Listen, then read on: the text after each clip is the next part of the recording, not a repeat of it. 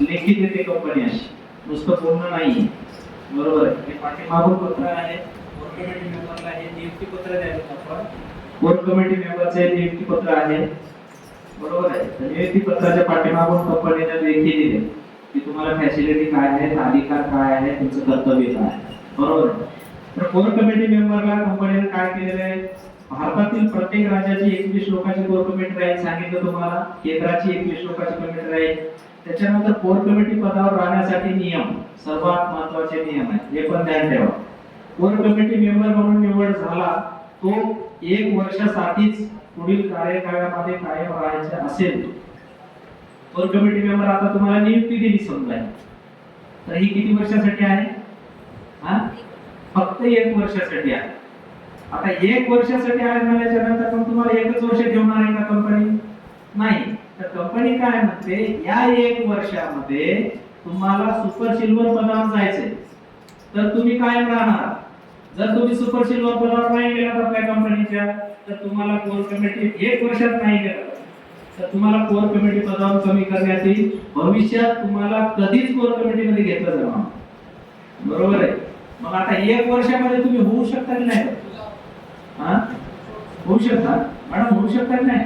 1 वर्षात super silver होऊ शकतात ना? ठीक आहे. मग कंपनीला काय जाचा काट लावली नाही ना? चला ठीक.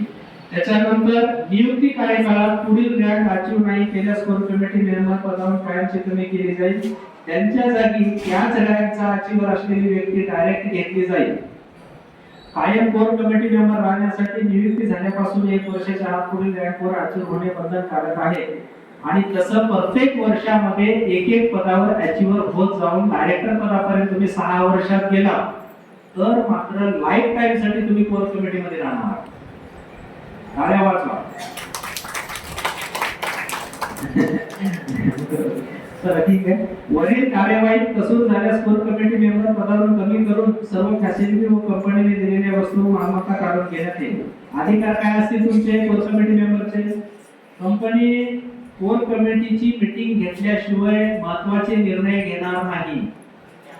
21 लोकांच्या कोर कमिटीचे निर्णय घेतल्याशिवाय कुठलाही महत्त्वाचा निर्णय घेणार नाही. प्रोडक्ट लॉन्च करायचे कोर कमिटीला विचारलं जाईल.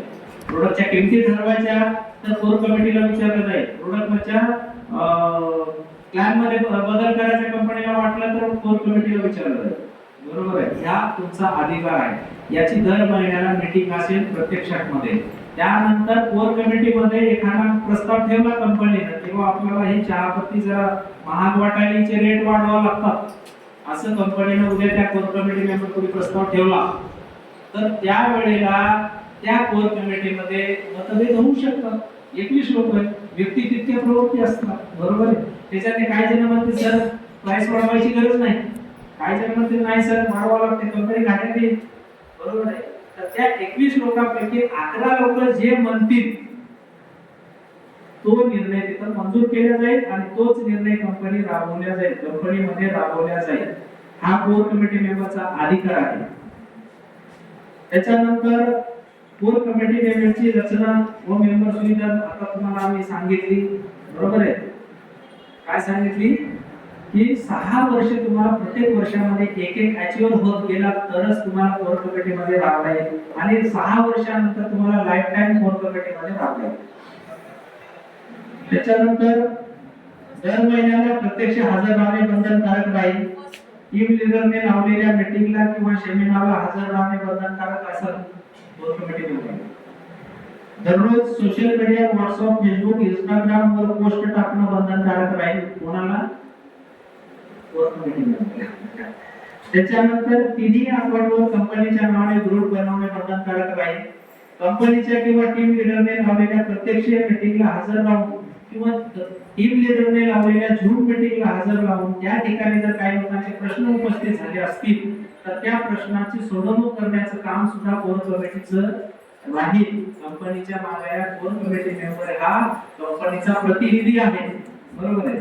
त्याच्यानंतर कंपनीने वेळोवेळी किंवा ऐन वेळेवर दिलेली जबाबदारी पार पाडणे ही सुद्धा कोर कमिटी मेंबरची जबाबदारी आहे.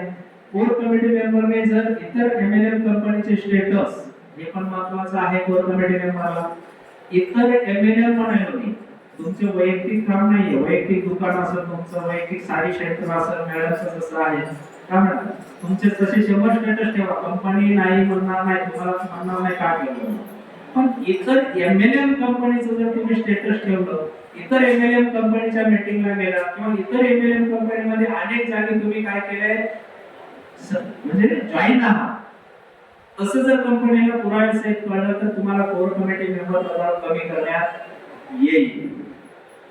त्याच्यानंतर वरील कार्यवाही कसूर झाल्यास कोर कमिटी मेंबर पदावरून कमी करणं, फॅसिलिटी व कंपनीला दिलेल्या वस्तू तुमच्याकडून काढून घेण्यात येतील. आता तुम्हाला कंपनी फॅसिलिटी काय काय देते, आताच आपण सांगितलं की कंपनीच्या कोर कमिटीला काय फॅसिलिटी आहे. फॅसिलिटी अशी आहे की आजपासून जे कोणी ज्याची निवड होईल त्याला रिचार्ज मारायचं काम नाही. कळलं तुम्हाला? कोर कमिटी मेंबरला स्वतःचा रिचार्ज मारायची गरज नाही. आज निवड ज्यांची होईल त्यांना आजपासून टेन्शन मुक्त येते रिचार्जच्या बाबतीत. किती डाटा वापरा, किती काय वापरा, कंपनीचे काम करत नाही. बरोबर आहे? रिचार्ज फ्री असेल.